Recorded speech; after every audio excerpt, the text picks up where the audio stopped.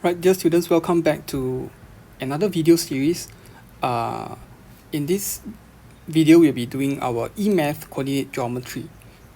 Okay, so the questions that I'll be going through are questions 2 and 3. I hope they will provide sufficient hints for you to attempt them and as well as the remaining questions on your own independently.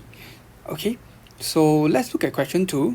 Question 2 basically shows us a trapezium ABCD in which BC and CD are perpendicular over here. Okay, so BC and CD are perpendicular, so it means that this is 90 degrees as well. Okay, so the question is telling us that if BC and AD have the same gradient, so BC is over here, AD is over here, so if they have the same gradient means that they are parallel.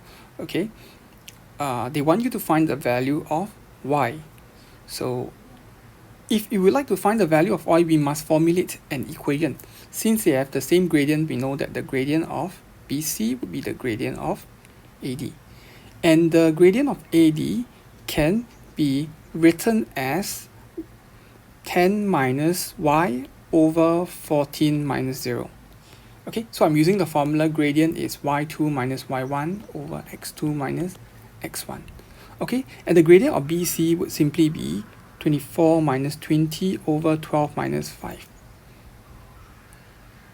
Okay, so I'm taking this to be y2 and x2. This is x1 and y1. Okay, so if you formulated this equation, you're halfway there. You just need to simplify and make y the subject, and you should be able to find the value of y.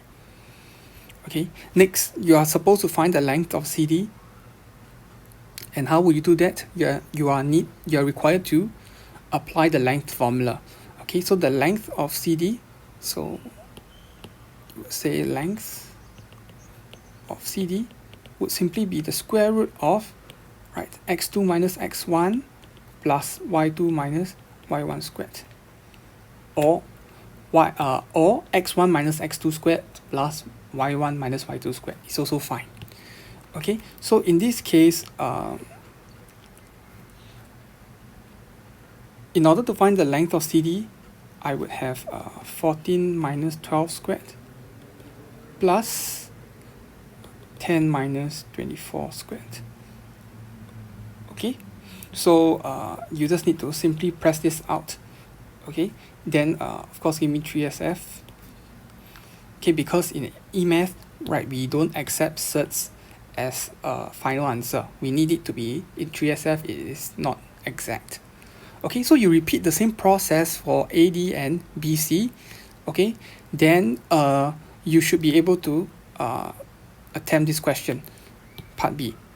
Okay, so for part C, they are saying hence means making part use of part A or part B, right? You are supposed to find the area. So the area of trapezium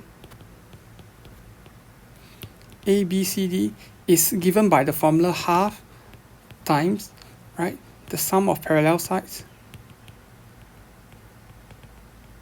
multiplied by the perpendicular height. So in this case, we see that the sum of the two parallel sides are the length of BC and the length of AD respectively, right? And of course, the perpendicular height would then be CD. Okay, so you just apply the formula, okay, using part B answer. Okay, don't use the 3SF value. Okay, so suppose if the height is say 2.31 3SF units, okay, don't use 2.31 like that because this will result in a low accuracy. You are supposed to use at least 3 to 4 or rather at least 4 decimal place to be more precise. Okay, so you can actually use more if you want, but don't use the rounded off 3SF value. That is not acceptable. Okay, then of course give your answer in 3SF, right, with the units to be unit square. So that would be the answer for part C. So for part 3, right, this question doesn't have a diagram. So ABC are vertices of a triangle. Points AC and C are minus 5, 4 and 16, 4 respectively. So I've actually plotted out. Okay, this is a sketch. You can choose not to do that. But I'm just doing it so that, you know, you can visualize the points more clearly. Okay, and of course the gradient of AB is 4 over 3. So the first part of the question A, it tells us the equation of the line BC is given by this equation over here. Okay, they want you to find the equation of line AB. Can you do that? Okay, the question tells you that the gradient of AB is 4 over 3. Okay, and in order to find the equation of a straight line, you need both its gradient and y-intercept. Okay, there's two ways you can do that. You can either use the AMATH method, y minus y1 equals to m x minus x1, okay, and then sub in relevant m and a point, either point A or B, depending on what you know from the question, and then you can just make it into this form. Okay, that is the first method. The second method is simply to substitute in m to be 4 over 3, because that's given by the question, and x and y to be a known point. So in this case, I know A is 4, 5. So I'll substitute x to be 4, y to be minus 5, and solve for C. So once I have C, then I rewrite the equation as y equals to 4 over 3, x plus the known value of C.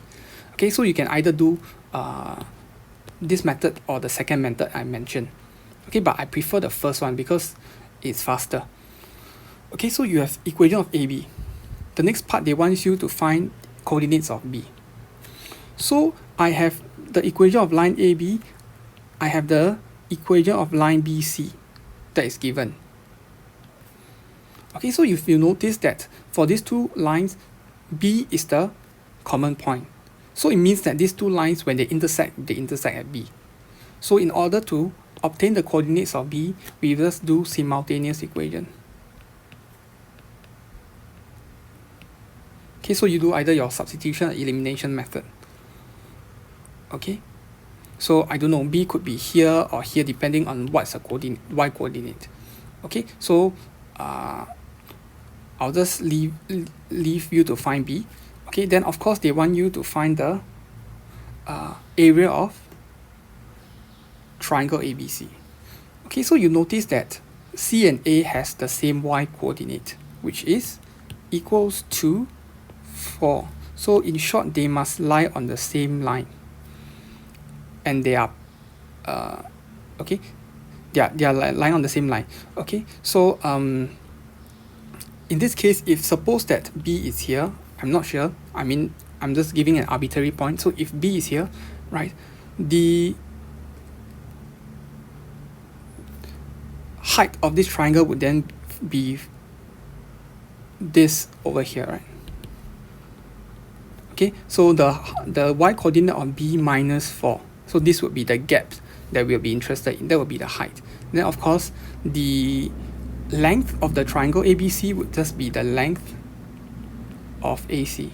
Then of course, this is a right angle triangle, right? We can apply half times base times height. Okay, then that would be the answer for part 3. Part 4, if the perpendicular distance from C, they want you to find the perpendicular distance from C to the line AB.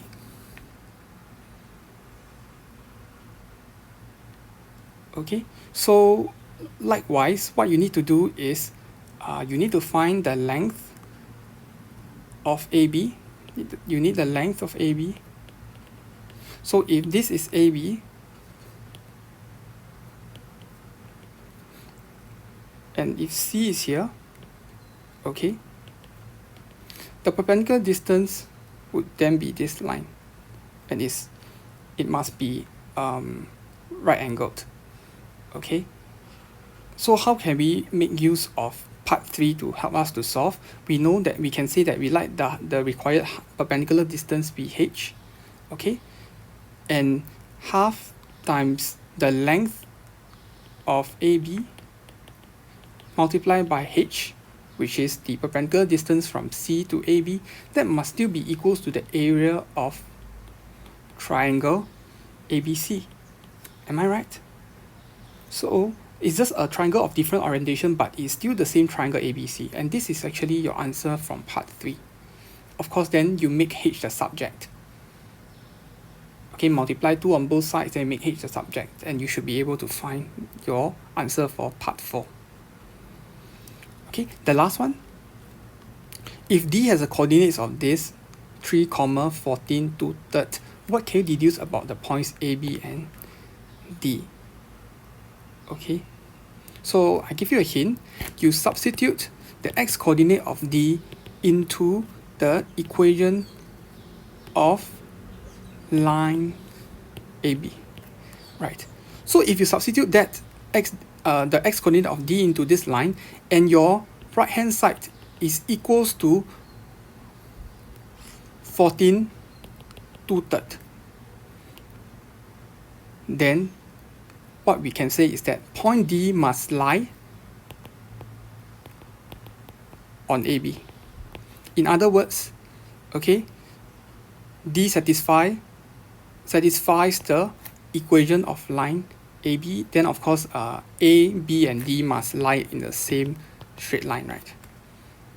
Okay, so go and try. You substitute the x coordinate of D into the equation of line AB, then check whether the right hand side is it really equals to 14 2/3.